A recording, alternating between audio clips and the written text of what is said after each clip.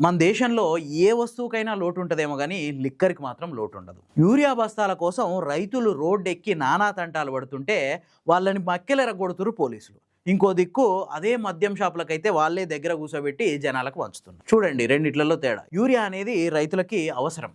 మద్యం అనేది ఎవరికీ మ్యాండేటరీ కాదు. ఈరోజు మునుగోడులో జరిగిన ఇన్సిడెంట్ అయితే ఖచ్చితంగా దీనికి ప్రత్యక్ష ఉదాహరణ. మునుగోడు నియోజకవర్గంలో చాలా రోజుల నుంచి లిక్కర్ వ్యాపారులు వర్సెస్ అక్కడ ఎమ్మెల్యే రాజగోపాల్ రెడ్డి కింద పరిస్థితి మారిపోయింది. రీజన్ ఏంటంటే రాజగోపాల్ రెడ్డి నా నియోజకవర్గంలో మద్యం దుకాణాలు అనేవి 24 గంటలు తెరిచి ఉండడానికి వీల్లేదు.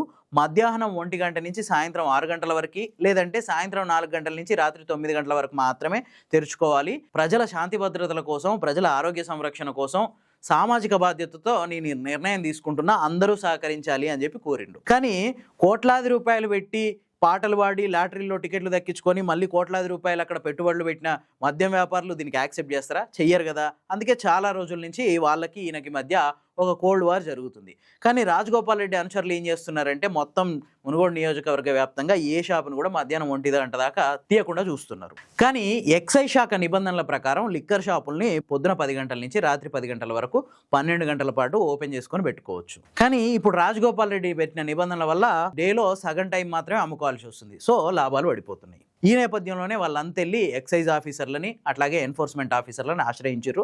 వాళ్ళు ఈ రోజు వెళ్ళి సంస్థాన్ నారాయణపూర్లో రాజగోపాల్ రెడ్డి అనుచరులు మూసేయించిన ఒక షాప్ని, ఒక 4-5 షాపుల్ని మొత్తం పొద్దున 10ంటికే తెరిపించారు. ఖచ్చితంగా ఈ నిబంధనలు పాటించాల్సిందే. ఎవరు షాపుల్ని మూయించడానికి అవకాశం లేదు. ఎవరైనా షాపులు మూయిస్తే చర్యలు తీసుకుంటామని చెప్పి గట్టిగా చెప్పొచ్చారు. అంతేకాదు ఎక్సైజ్ శాఖ పహారాలోనే పొద్దుగాల నుంచి మద్యం అమ్మకాలు అనేవి స్టార్ట్ అయినాయి.